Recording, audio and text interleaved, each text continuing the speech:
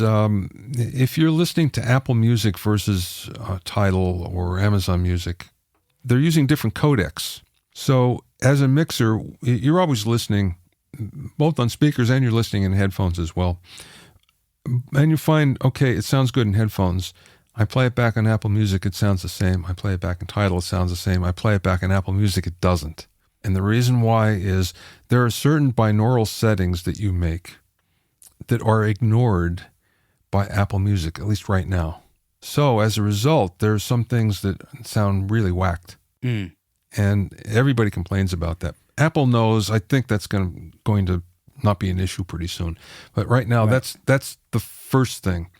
The second thing is, you have to understand record labels really are pushing this hard. Yeah. And there's an ulterior motive that not many people are aware of. One is that many copyrights are running out. So this is a new copyright for them that's going to last a long time. Oh. Not only that, it also transcodes easily to stereo or anything else. So this is their way of kind of future-proofing their catalog. Mm-hmm. Interesting. So to take it another step, they were paying, really great mixers, A-list mixers, and they still are on certain projects, pretty good amount of money per mix. And then it got to the point where it's like, well, let's just get anybody that says they can do it to do this. And they're paying like peanuts now. And most people, a lot of the mixers that are doing it aren't really mixers. I talked to one guy recently who was kind of a musical director for a big artist who said, all of a sudden I got all this Atmos work. I said, I didn't know you were a mixer. He says, I'm not. He says, I'm just figuring out now.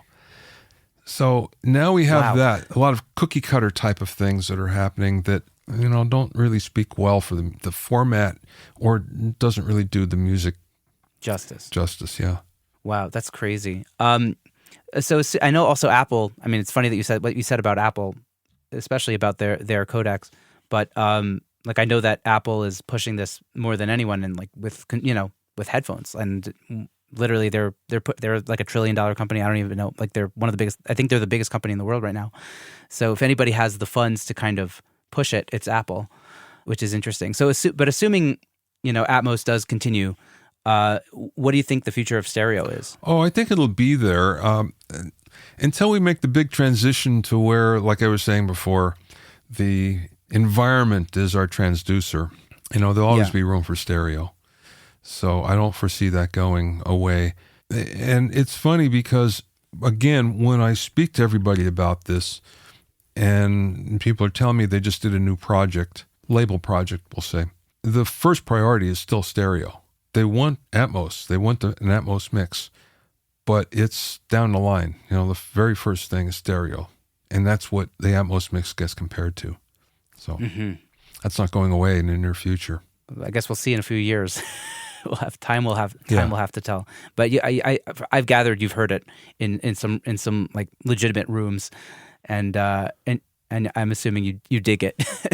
Well, I was lucky enough to have the demonstration done in Capitol Studio C, which is probably one of the finest in the world. And just amazing.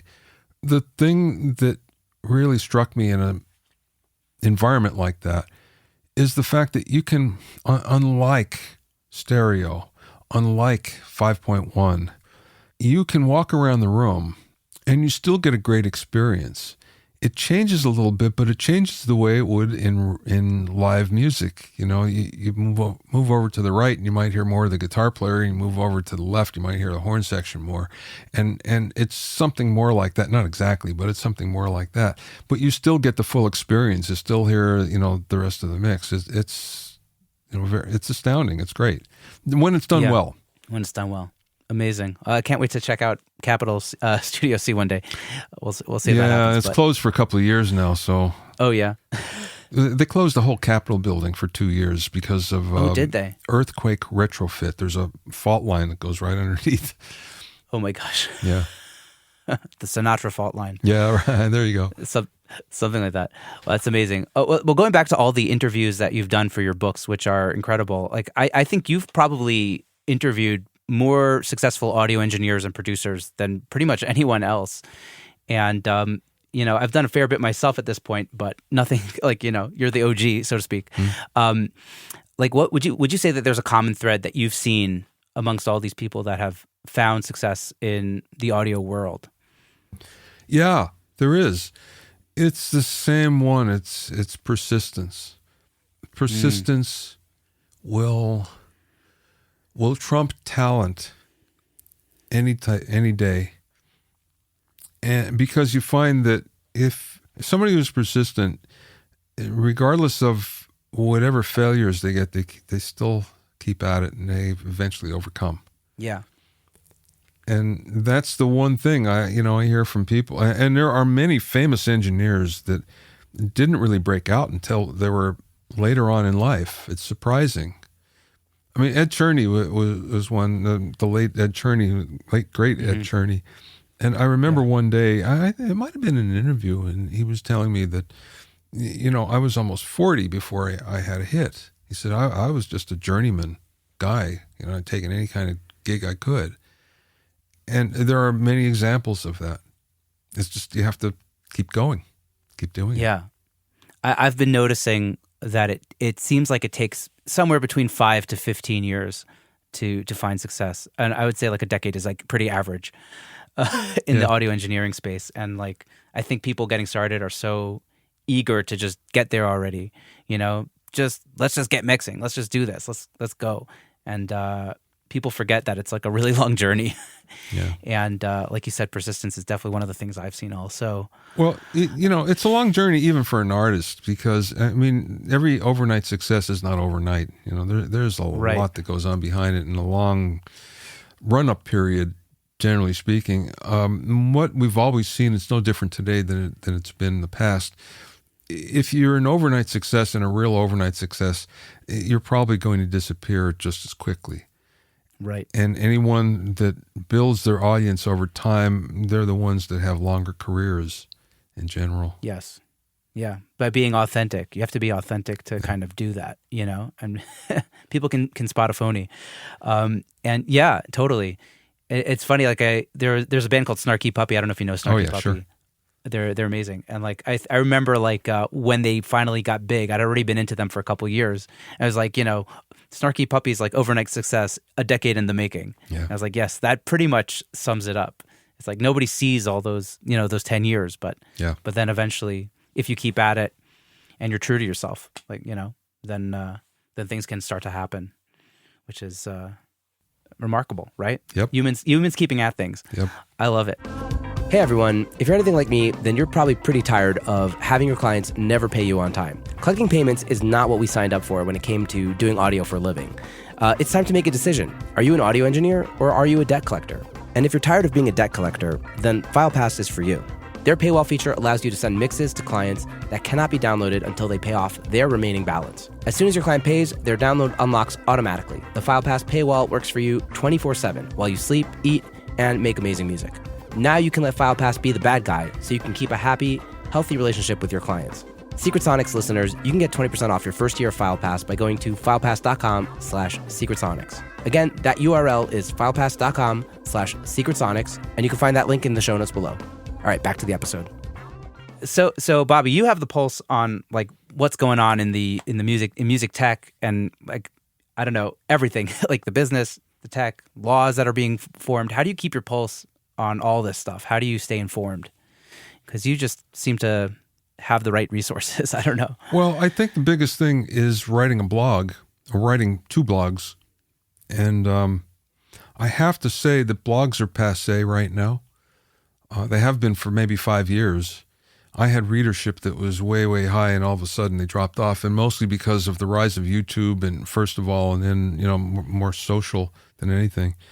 But I continue to do it because it does keep me in the loop, so to speak. And I'm always collecting what I think are interesting stories, or, just, again, everything I do is to amuse myself with the thought that, well, if that amuses me or it interests me, maybe there are other people that feel the same way. And I've been lucky in that there has been so far. but it's all, I'm collecting these things from various places, and it's like, well, okay, let's research this, find out more, see if I know anybody that's in the middle of it, or anything like that. Yeah. I mean, I totally get whatever piques your curiosity. I bet there's like other people that are interested in the exact same thing. Yeah. But it's the amount of topics that you're able to kind of cover is astounding to me. Like, I don't know, the intros to your podcast, which everybody should go check out, like, are just like a wealth of information of what's going on, in the industry. It's like, I don't know. Well, I turn to you. I guess I'm curious who you turn to. I've talked to other people who've said, I listen to your podcast for only the first 10 minutes. It's like, well, wait, there's more to it. But that actually came from a Saturday morning tech breakfast I used to go to.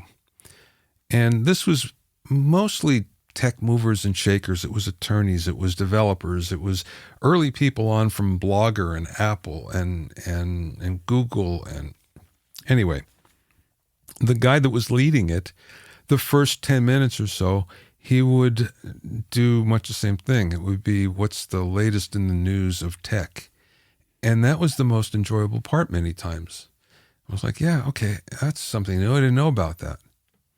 So I sort of try to continue that idea. Yeah. Well, you're doing a great job. No, thank you. The podcast, I think, was the first way I found you even. No, that's not true. I found you from your blogs back in like the Google Reader days before they killed that off. That was a time when I used to read blogs, back then. And whenever it was that Google called it off, there was no good alternative. And then it just kind of went away, the whole blogging thing. I mean, I still will read a blog, but I used to it was like news in the morning, Yeah. And like I said, I continue to do it, probably to my detriment, but it still keeps me in the loop. And right, gives you that project. And it's sort of fun. I've been doing it for so long that now I miss it if I don't do it. Yeah, it's part of your routine or whatever. Amazing. Well, in terms of like the tech and the things that you're learning about, is there something particularly exciting to you right now that you're like, man, this is gonna change things? I wish I could say yes, but no. I haven't seen anything that rises to that level. So much is an evolution. It's just the next step and the next step. But now, there are a couple of things that are on the verge. Like I say, the new transducer technology, I think, would change everything. That would be really fantastic. And there are hints that that's happening. Right up the street from me, there's it's a geodesic dome near the airport that was built. And everybody was scratching their heads. What is this thing? It's huge. And you drive by it, Hollywood Way up the street, 2 miles away. Everybody was scratching their head. What is this thing? And we had 2 big windstorms, and every time there's a windstorm, it would actually not knock it down, but pull the fabric off. So they've been working on this for a year. Finally, I got to the bottom of what it is. And it's Madison Square Garden, who owns a lot of different properties besides Madison Square Garden in New York. It's an experimental media lab for them. And there's a geodesic dome that they're building in Las Vegas that's even bigger. And apparently the inside is covered with monitors. So you truly get a 360 experience, as well, an audio and a picture experience, visual experience. Wow. So I'm thinking that might be something very interesting as well. But I haven't seen it yet, so I don't know. I've just heard about it. Sounds like IMAX times, I don't know, 1,000 or something. Yeah. Based on the way you're describing it. Yeah. Yeah. That sounds crazy. Yeah, it does. In terms of like plugins and like artificial intelligence, how are things going in that department? Personally, I'm all for that, to be honest with you. Many classic engineers, they're kind of stuck in, I always use the CQ setting and I always do this, so I'm going to stay there.